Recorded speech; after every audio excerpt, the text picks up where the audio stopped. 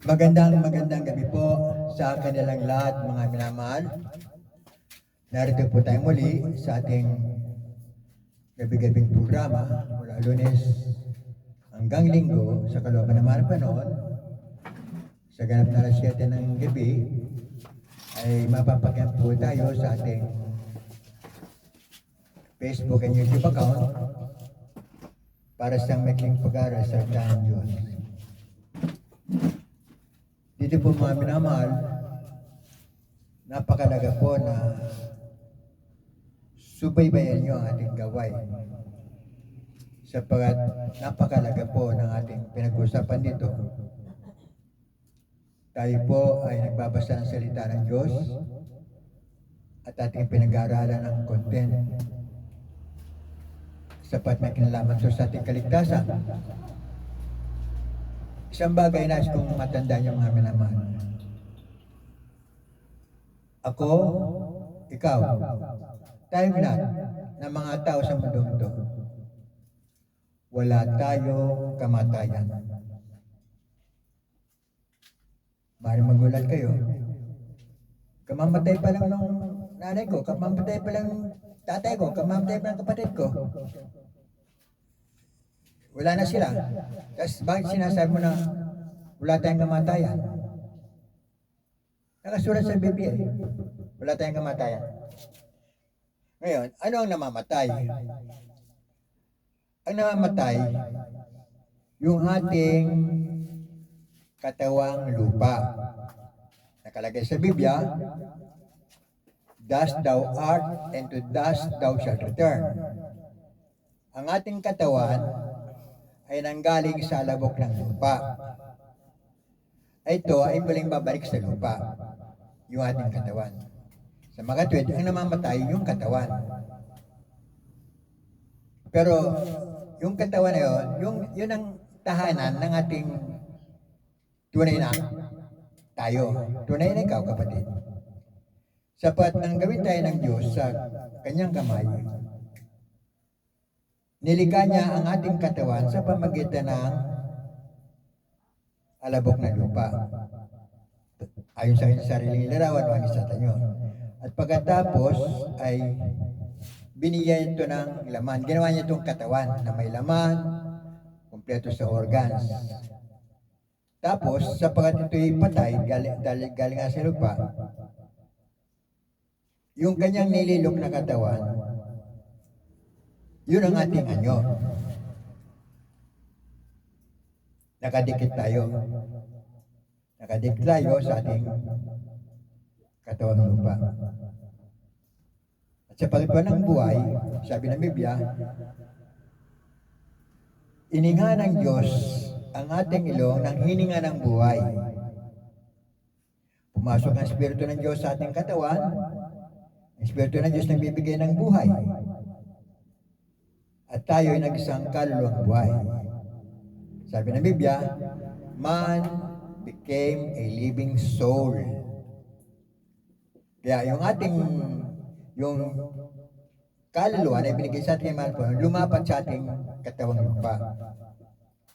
At tapos, pumasok siya sa ating katawan, at yun ang naging bahay natin, yung katawan.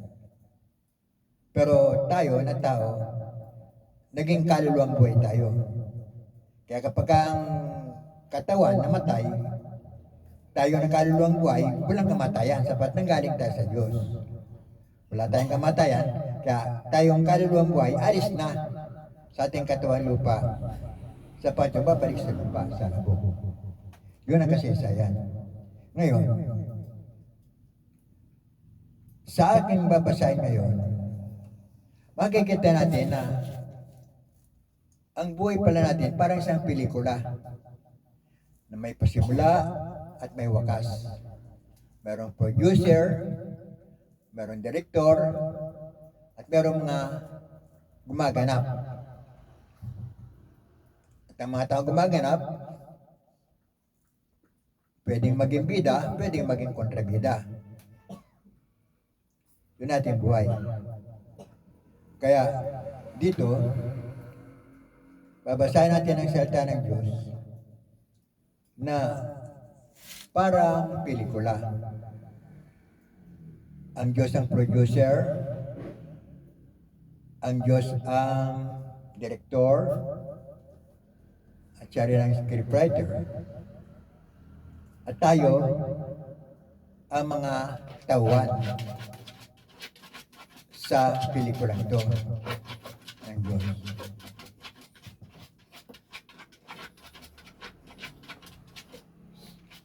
Ang umpisa natin dito, yung ending ng pelikula, na kung saan tayong lahat ay gumanap natin mga role. Bawat isa sa atin may papel na ginampanan sa tunay na pelikulang ito ng Diyos. Pelikula sa totoong buhay. Hindi katang-isip. Kaya para gagabayan tayo natin mahal po noon, sa ating naibang paksa, kasama na tayo sa panalangin, nakilang Diyos sa mga makapangyarihan sa lahat sa pangalan Jesus.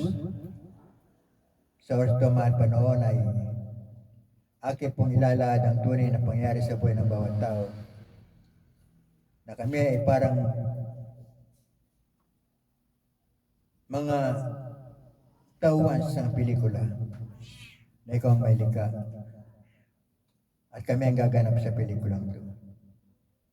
Kaya kayo po maglagay ng salita ng karunungan sa aking bibig at buksan rin po ang pag-isipan ng punawa ng aking minamahal mga kapatid na kikinig sa akin sa oras ito, sa kanilang mga cellphone, sa kanilang mga taanan, at sinasaway lahat ng mga demonyo ng mga adlang, ng mga pag-alilangan maging sa kanilang puso, cast out from them even unbeliefs in those right now, and I bind all the power of darkness and anoint the word, O Lord. In His mighty name I pray, amen and amen. Hallelujah. Praise the Lord, praise God. Babasahin natin yung ending ng pelikula. Dito sa Revelation chapter 19, beginning with verse, dito na tayo sa 20. Revelation chapter 20, beginning with verse 11 up to 15. Ang lahat po ng may pakinig ay makinig sa salita ng Diyos. And I saw a great white throne, and him that sat on it, from whose face the earth and the heaven fled away, and there was found no place for them. And I saw the dead, small and great, stand before God, and their books were opened, and another book was opened, which is the book of life. And the dead were judged out of those things which were written in the books, according to their works. And the sea gave up the dead which were in it, and death and hell delivered up the dead which were in them, and they were judged every man according to their works. And death and hell were cast into the lake of fire. This is the second death. And whosoever was not found written in the book of life was cast into the lake of fire. Amen. Ito ang ending ng pelikula. Pelikula sa totoong buhay na Diyos ang mayakda. Tayo ang mga gumanap na tauhan. Sa ending ng pelikula, pinakita dito yung mga gumanap. Sa ending na ito, ay puro kontrabida ang makikita. Wala na ang mga bida. Nasa langit na. Itong senaryo na nakita natin dito, sabi dito, tapos na ang pelikula. Wala na ang mundo. Wala na ang dagat. Nasa kalawakan na lahat. Sa kalawakan, may isang trono, dakilang tronong puti na kung saan nakaupo doon ang mayakda ng buhay ng lahat ng tao. tumayo sa kanyang harapan. Yung mga wala na impyerno, yung mga nasa impyerno, na kinalalagyan ng mga kontrabidang to, itinapon na sa dagat-dagat ng apoy, lake of fire. Yung hell dito, pansamantalang bilangguan ng mga masama, mga kontrabida. Pagkatapos, pinatayo sila sa harapan ng hukuman upang sabihin ang pinal na desisyon ng Diyos patungkol sa kanilang ginawa, ang kanilang mga role na ginampanan sa mundo. Pinakita ang isang malaking screen. Lahat sila nakatay doon, pinapanood yung screen. Nakita lang ka ng sarili doon. Kung anong ginagawa nila sa lim, nakala nila sila lang nakakalam. Pero doon nakita nila bumbo. Ang kanilang mga ginawa pagpatay, ginawa nilang pagnanakaw, ginawa nilang panggagasa, ginawa nilang mga kasama sa mga tao, mga panloloko sa tao, nakalagay na doon. Bakit pinakita sa kanila ng Diyos ang mga ginampanan nilang gawain? Para wala sila may katwiran. Sapagkat naghihintay na ang lake of fire, ang dagat-dagatang apoy, naghihintay na sa kanila. Sapagkat doon, pag tinapon ka doon, wala ka nang kawala. Forever and forever, for millions and billions of years, nandun ka na. Naghihirap gabit araw. Kaya dito, para patunayan na wala ka na may kakatwiran, tatapon ka na yun, isang aklat pa ang binuksan. Ang aklat ng buhay na ang may-ari ng aklat ay ang pinakahukom ng lahat ng tao, the Lord Jesus Christ. The Lord Jesus Christ is the owner and the writer of the names of those who are saved. Pangalan ng mga bida, pangalan ng mga banal, nasa Book of Life. At para malubos yung pagkaunawa na hindi ka makakatutol doon sa nakita mong ginawa mo, ipapakita sa iyo ang aklat ng buhay.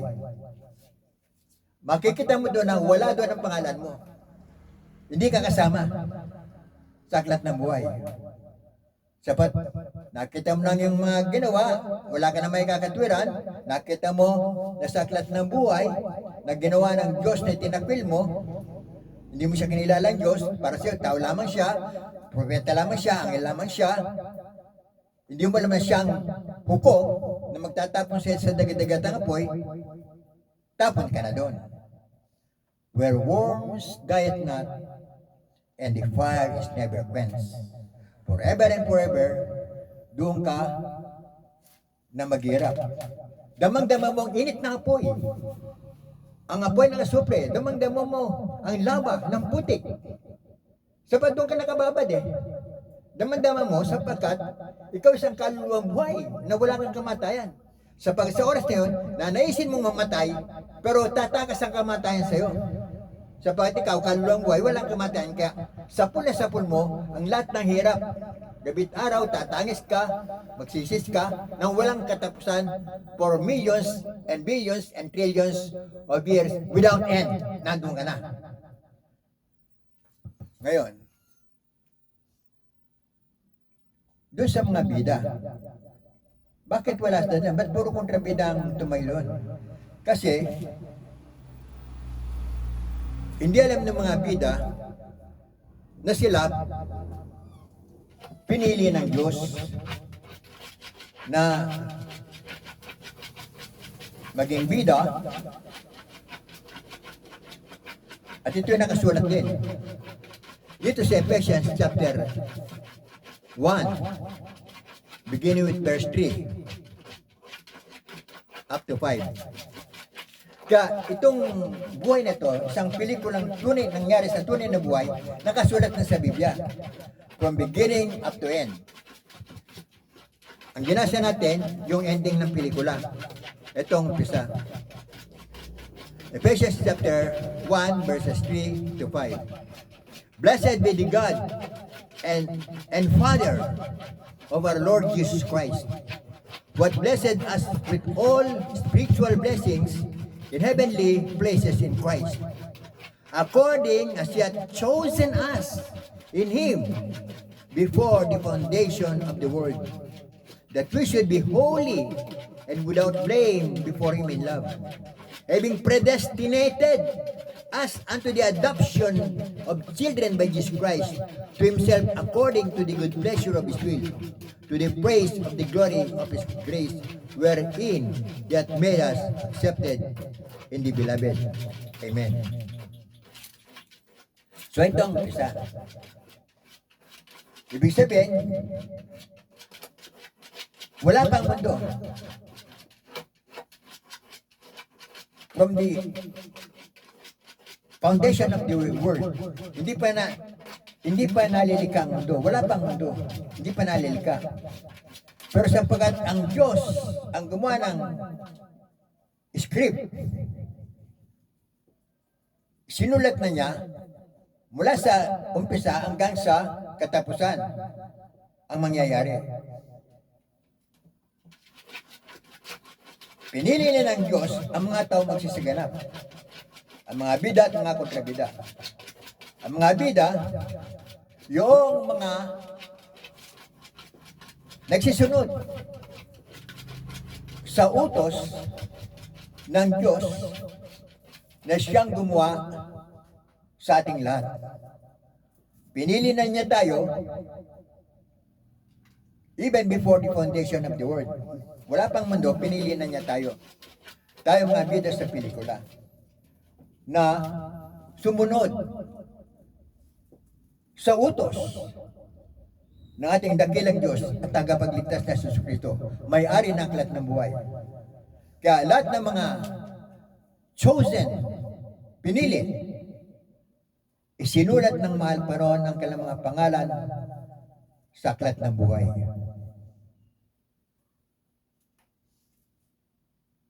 Kaya sila, bago dumating yung last judgment day, ni-rapture na sila ng mahal pa noon. Ni-rapture na. Ibig sabihin, yung mga katawang patay, ng mga kaluluwang buhay, ng mga pinili ng Diyos, sapagkat dinampan nila ang kanilang tungkulin na maging obedient, maging masunurin sa Diyos na tagapagligtas. Hindi na sila pinayagan ng Diyos na makaranas pa ng mga grabing pag-usik, grabing karapan na dadating sa mundo. Inilipat na sila, translated na sila sa heaven. Kaya wala na natirang banal sa lupa. Lahat ng bida nasa langit na. Ibig sabihin, chosen na. Ngayon, maaaring sasabihin mo, bakit ganon? Bakit ako naging kontrabida? Kasi, ang Diyos ay banal. Meron siya sariling pelikula. At para maging patas sa atin, binigyan niya ang bawat sa atin na maging producer, director, scriptwriter ng ating sariling pelikula. Lahat tayo. Pelikula ng ating buhay. Dito, ang malapanon, ang tagapanood sa pelikula na ginawa natin sa ating buhay. Tinignan niya kung yung pelikulang ginawa mo na ikaw ang bida o ikaw ang kontrabida, malalaman ng Diyos. Sabi, pinapanood niya ang pelikula na ikaw nag-direct, ikaw nag-produce, at ikaw ang gumawa ng script. Kaya kung sa pelikulang ginawa mo, ang naging kontrabida ikaw, alam mo nang nagkalalagyan ka dahil kontrabida ka. Pero sapagkat alam mo na ang Diyos ang nagbigay sa iyo ng kapahintulutan na gumawa ka ng sariling pelikula ng iyong buhay, siyempre pipiliin mo na maging bida ka. Hindi ka kontrabida. At para maging bida ka sa pelikula na gagawin mo sa sariling buhay mo, kinakailangan alam mo ang utos ng Diyos sa langit. That God is no respecter of persons. Ikaw ang mamimili ng mga tauhan. At ikaw ang gagawa ng papel na gagampanan mo. Paano? Kung sa pelikulang ikaw ang nag-produce, ikaw ang gumawa ng script, ang nilagay mong kontrabida yung sarili mo. Iba ang bida. Na lahat ng pinagagawa mo ay puro kasamaan. Magnanakaw ka, ginawa mo sarili mo na presidente, ginawa mo sarili mo na senador, ginawa mo sarili mo na kongresista, ginawa mo sarili mo na mayor, gobernador, dahil ikaw ang sumusulat ng script mo, ikaw ang gumagawa ng role mo, tapos gusto ko maging presidente. Gumawa ka ng puro kalukuhan. Naging presidente nga, pero napunta ka naman sa bilangguan.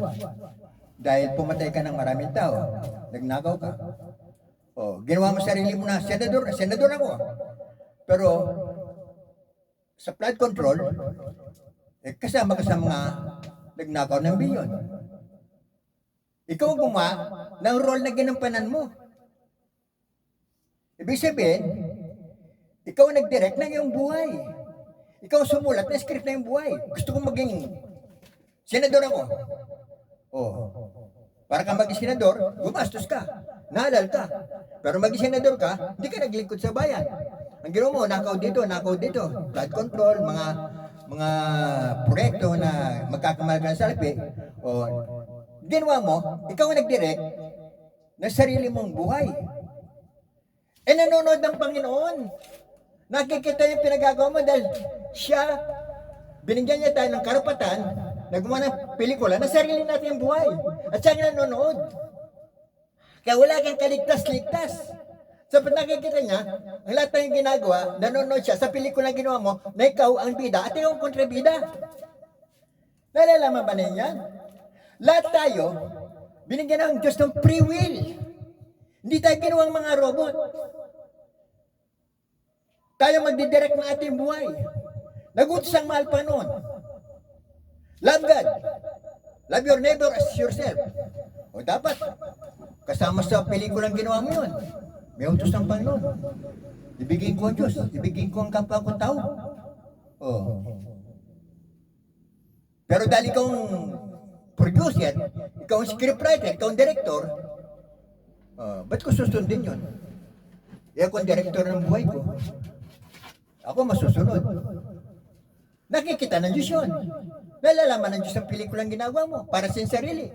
Ikaw ang bida, ikaw ang kontrabida. Kapag tayo mo sa ending ng pelikula, tatayo ka doon sa Last Judgment Day na binasa natin. Nakikita niyo ba sinasabi ko? Nakikita niyo ba sinasabi ko? Sapagkat ibinigay ng Diyos ang parang nakaligtasan. Dito sa binasa natin ng mga niligtas, ito ang ginawa ng mga chosen. Sabi mo, bakit ako hindi pinili? Ikaw nga nag-direct ng buhay mo kung saan ka pupunta Ulitin ko, Blessed be the God and Father of our Lord Jesus Christ, what blessed us with all spiritual blessings in heavenly places in Christ, according as He hath chosen us in Him before the foundation of the world, that we should be holy and without blame before Him in love. Para lalong magaling na maintindihan nyo sapagkat napagalagaan nating pinapaksang to. Hindi natin nalalaman, tayo pala gumagawa ng ating kapamakan at ng ating kaligtasan. Kaya ito mga minamahal, napakaganda ng talatang to. Dito malalaman nyo, kung sa pelikulang ginagawa mo, susunod ka dito sa patakaran ng may likha sa atin. Sabi dito, magpasalamat tayo sa Diyos at Ama ng ating Panginoong Jesus Kristo. Pinagkalooban niya tayo ng lahat ng pagpapalang espiritual dahil sa ating pagkikipag-isa kay Kristo. At sa ating ang pagkikipag-isang ito, hinirang na niya tayo. Hinirang na niya tayo bago pa nilikha ang sanlibutan upang maging banal at walang kapintasan sa harapan niya. Dahil sa pag-ibig ng Diyos, tayo'y kanyang itinalaga upang maging mga anak niya sa pamamagitan ng Kristo. Yan ang kanyang layunin at kalooban. At purihin natin siya dahil sa kanyang kahangahangang pagkalinga sa atin ay sa pamamagitan ng kanyang minamahal na anak. Tinubos tayo ni Kristo sa pamamagitan ng kanyang kamatayan at sa gayon ay pinatawad na ang ating mga kasalanan. Gayon kadakilang pag-ibig na pinadamas niya sa atin. Binigyan niya tayo ng karunungan at kabatiran upang lubos nating maunawaan ang kanyang lihim na panukala na isinasakatuparan sa pamamagitan ni Kristo. Pagdating ng takdang panahon, pagdating daw ng ano yung takdang panahon? Yung ending ng pelikula na tayo ang nag-direct sa ating pelikula, tayo producer, tayo director, tayo scriptwriter ng ating pelikula. Pagdating ng takdang panahon,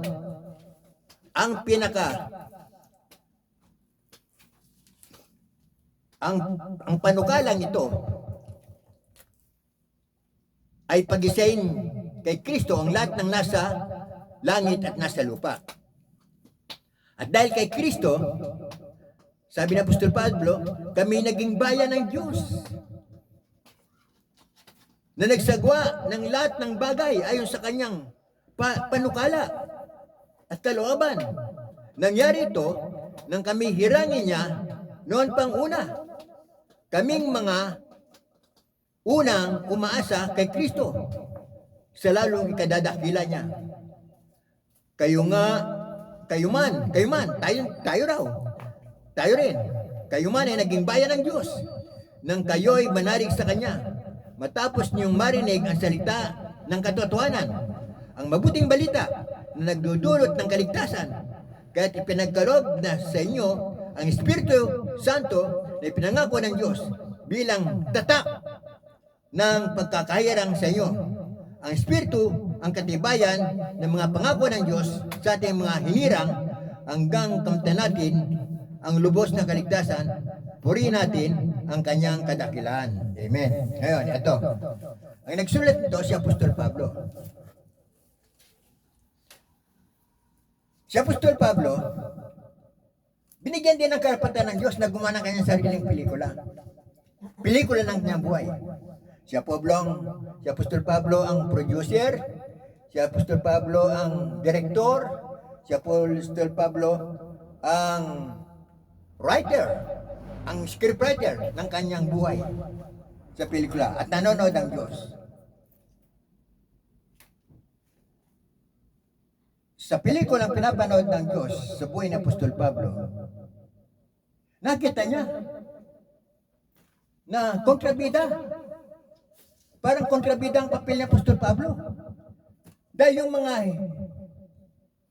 hinirang ng Diyos, pinaguli niya, pinagpapatay niya. Pati si Esteban, na alagad ng Diyos, sumangayon siya sa kamatayan doon. At pagkatapos, si Apostol Pablo, sa pelikulang ginagawa niya, humingi pa siya ng kwan. Nagsulat sa mga sacerdote para magpunta sa Damasco. Huli ng mga Kristiyanong nangalat doon. Ngayon,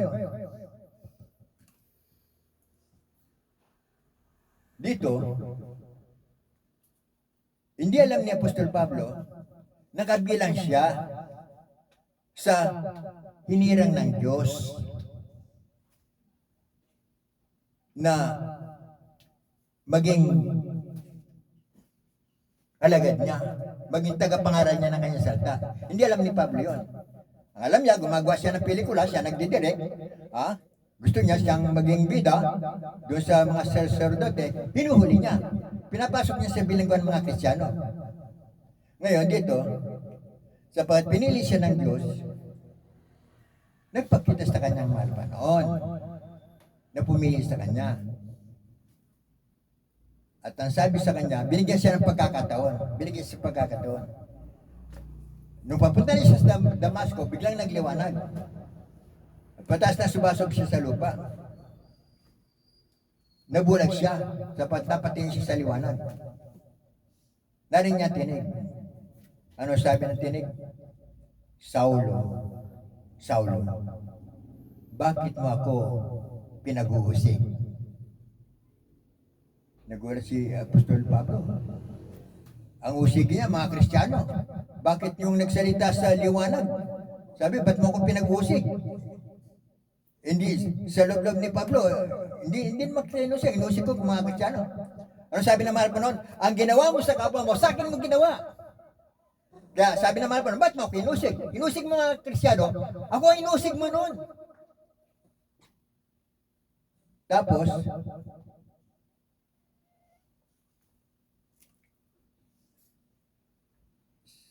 sabi ng mahal pa noon, tuloy mo ang lakad mo. Tuloy mo ang script na ginagawa mo.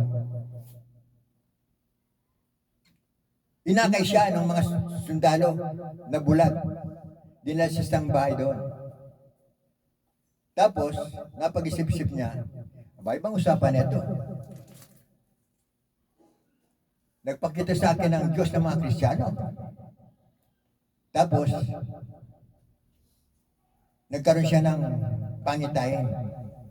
Nakita niya sa pangitayin, isang lalaki, nakaputi, lumalapit sa kanya, na siya pinapanalangin, nakakita siya. Tapos, ang ginawa ng mahal pa noon, kinausap niya yung lalaki yun sa pangitayin.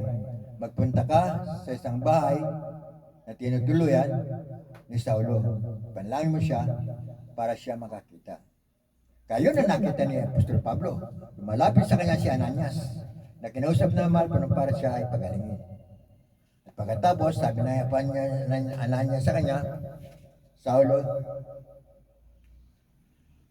ikaw ay pinirang ng Diyos para ipangaral, para dalhin ang kanyang pangalan sa mga hentil. Kaya, binuksan, kaya pinalangin siya. Tapos may mga nalaglag na parang kaliskis sa mata niya, nakakita siya. Ngayon, nasa kanya na ngayon. Kung itutuloy niya ang script na kanyang ginawa, na huli niya mga Kristiyano, hindi siya susunod doon sa tinig na nangusap sa kanya. Pero dito, nagbago ng script si Pablo. Susunod ako sa atas ng tinig na nagpakita sa akin. Susunod ako. Binago na niya ang script. Dati kung kabida siya, ginawa na niya bida ang kanyang sarili. Sumunod siya. At si Pablo, ang isa sa naging pinakadakilang apostol sa lahat ng naging apostol ng mahal pa noon. Naging bida siya. At siya sumulat ng mga binabasa natin sa ating pag-aaral ng salita ng Diyos. Ngayon, kung ang ginagapan mo, kayong nakikinig ngayon, kayo ang producer, director, scriptwriter ng pelikula ng buhay na inyong ginagawa sa totoong buhay. At pinanonood tayo ng mahal pa noon. Lahat tayo ngayon, may ginagawa ng role. May pagkakatawag tayo lahat. Every one of us has a calling. Pero, bakit yung iba alam nilang calling nila?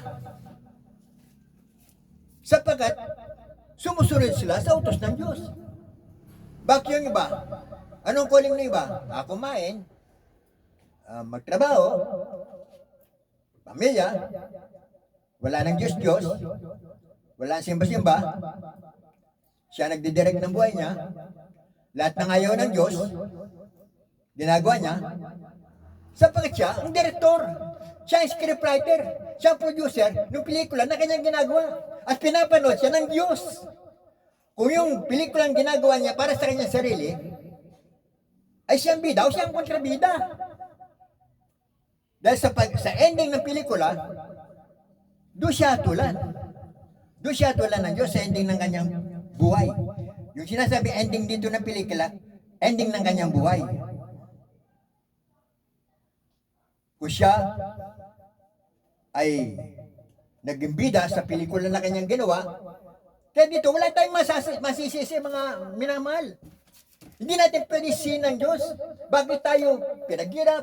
Bakit tayo dinala sa kahirapan? Bakit tayo tatapos? Pero bakit tayo tatapos sa dagat-dagat ng apoy? Walang kasalanan ng Diyos doon. Tayo may kasalanan sabat tayo ang nagdirekta ng ating buhay. Tayo ang producer ng ating pelikula. Tayo ang scriptwriter. Sumulat ng ating buhay. Kaya kung ano tayo ngayon, pinapanood tayo ng Diyos. Sapat din natin nalalaman, bawat sa atin, gumagawa ng kanyang sariling pelikula ng kanyang buhay. At nanonood sa atin ng Diyos. Ngayon alam nyo na, mga minaman. Ibetong pinagsa natin. Pelikula na ating buhay. At ang nanonood sa atin, ang mahal Panginoon. Kaya, kung ginawa natin, yung pelikula natin, tayo maging kontrabida doon, alam natin, may paglalagyan tayo. Pero kung alam natin, na may nanonood sa atin, nahatol sa ating ginagawa pelikula na ating buhay, gawin natin bida ating sarili. Susunod tayo sa mayakda na ating buhay. Kaya mga minamahal, alam mo, na si pinaksa natin ito, kung kayo nakikinig, malalaman ninyo na ang inyong ikapagtatagumpay at ikapagpapamak ay kayo ang gumawa. Kayo ang gumawa ng sariling problema. Huwag niyo sisihin ang Diyos. Sapagkat ang Diyos, tagapanood lang sa ating ginagawa. Sa ating ginagawa pelikula na ating buhay, sa totoong buhay. True life story. Di ba sa mga pelikula, meron tinatawag na true life story? Ganun ang nangyayari sa ating lahat ngayon. Lahat tayo ngayon, producer, director, scriptwriter ng ating buhay. At tayong pipili. Kung gusto natin maging bida o maging kontrabida, tayo ang pipili. Kaya mga minamahal, hanggang dito muna tayo. At alam ko, nalaman nyo ang kaulugan ng mabuting balita ng kaligtasan na binibigay sa ating mahal. Kaya tanong natin sa sarili, ako ba ay kasama sa pinili ng Diyos? Na mapunta sa langit? Ako ba ay kasama? Kung ikaw ay kasama, gawin mong mabuti, gawin mong bida ang iyong sarili sa pelikula na yung ginagawa sa oras na ito. Bago tayo magtapos, maraming salamat mga lapon. Sapat na ipayag ko sa aking minamahal mga kapatid, nakikinig sa akin ngayon, na kami ang producer, kami ang direktor, kami ang scriptwriter, at kami ang tauhan ng pelikula ng buhay namin ginagawa sa aming mga buhay sa oras to. At ang mahal pa noon, ang aming tagapanood at tagahatol kung kami karapat-dapat sa ginawa naming pelikula para sa aming buhay. Kaya binabalik ko sa inyo lahat ng kapurihan pasalamat sa pangalan aming mahal pa noon. Amen po. Mga kapatid, bago tayo magtapos, binibigyan ko ng pagkakataon ng bawat sa inyo na sa ginagawa niyong pelikula niyong buhay, gawin yung bida niyong mga sarili. Para maging bida niyong mga sarili, tanggapin niyo ang mayakda ng ating buhay, ang mahal pa ng Jesus. Kaya nanyahan kita kapatid, pikit mo yung mata, taas mo yung kamay, at ibuka mo yung bibig. Sumunod ka sa maging panalangin, na aking babanggitin maging sarili mo rin panalangin. Sabihin mo kapatid, mahal pa ng Jesus, maraming salamat po. Sapagat sa oras to, nabuksan ang aking kaisipan ng pangunawa. Na ako pala ang gumagawa ng sariling pelikula na aking buhay. Na ako pala ang gumagawa sa tauhan na aking ginagampanan. Kung ako'y magiging bida o kung magiging kontrabida. Mahal pa, maraming salamat po. Sapat nalalaman ko, ikaw nanonood sa lahat ng aking mga ginagawa. Ikaw nakakakita ng lahat ng mga ginagawa ko sa hayag at sa liman. Kaya wala akong magagawa mahal pa noon, kundi tanggapin ka sa aking puso bilang aking Panginoon, aking dakilang Diyos at tagapagligtas sa rin aking buhay. Sa orto, patawan po ako sa aking mga kasalanan. Hugasan po ako ang banal mong dugo. Iligtas mo ko sa aking mga mali sa buhay. Ito po aking samot panalangin sa mga kapangyarihang pangalan ni Jesus. Amen and amen. Hallelujah. Praise the Lord. Hallelujah. Praise the Lord. Hallelujah. Praise the Lord. At ako ng panalangin, ako lang po mananalangin, mahal pa ng mga minamahal kong mga kapatid na gumagawa ng sarili ng pelikula ng kanilang sariling buhay. Mahal po sa panalangin ko. Tinanggap ka lang bilang Panginoon at tagapagligtas. Hari ng kanilang mga buhay. I pray, O Lord, that you forgive their sins. Wash their sins, O Lord, by your most precious blood which you shed in the cross of Calvary. Ligtas po sila lahat, mahal po ng sampun ng kanilang mga malas sa buhay. Ito po ang isamot panalangin sa mga kapangyarihang pangalan ng Jesus. Amen and amen. Hallelujah. Praise the Lord. Praise God. Hallelujah. Mga kapatid, ngayon kabilang ka na sa pamilya ng Diyos. Alam ko na ikaw na ang sarili magdidirekta na iyong buhay kung ikaw ba'y magiging bida o kontrabida sa pelikula na yung ginagawa. Kaya, kung meron ka mga sakit karamdaman, mga problema ang walang kalutasan, ang Diyos na may akda na ating buhay, siya magpapagaling sa atin. Siya ang lulutas na ating mga problema. Kung tayo sasampalataya sa Kanya ng buong puso at kaluluwa. Kaya patong mo yung kamay sa iyong ulo bilang puntong pumantat.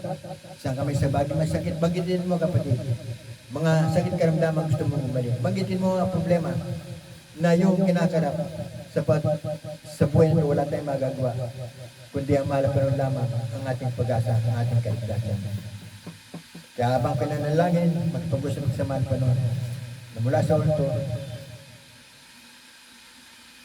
babaguhin mo lang ang masamang gawain na ginagawa mo para maging bilang ka sa Panginoon. Mahal ko na sa ito ang namahal mga kapatid. Masamang galangan sa iyo. Sinasabi na sa iyo ng mga karamdaman, pagaling mo mahal ko noon. Sinasabi na sa iyo ng mga problema, lutasin mo mahal ko noon. Kasi ito mahal ko noon, kami nagkikipag-isip sa lahat. Ang isinasaway lahat ng mga demonyo, mga sakit, mga karamdaman sa katawan aking minamahal mga kapatid sa ito. Lumayas kayo sa pangalan ng Panginoon Kristo. All demons of infirmity, sicknesses, diseases, all problems in life, vices, poverty, demons of sin, cast out, cast out, cast out. In Jesus' mighty name, I pray in Jesus' mighty name. Amen and amen. Hallelujah, praise the Lord. Hallelujah, praise the Lord. Hallelujah, praise God. Kapatid, sumampalataya ka. Ang lahat natin nagkaisahan sa panalangin, hiniling natin mabait na masalangit. Amen and amen. Praise the Lord. Hallelujah. Hallelujah. Mga kapatid, sa kalaban ng mahal po naman, kita-kita tayo muli sa araw ng bukas. Yun yung kapatid Brother Rob Salcedo, pasamantalang papalo. We love you so much. The Lord Jesus Christ loves you more. Amen and amen. Praise the Lord. Hallelujah.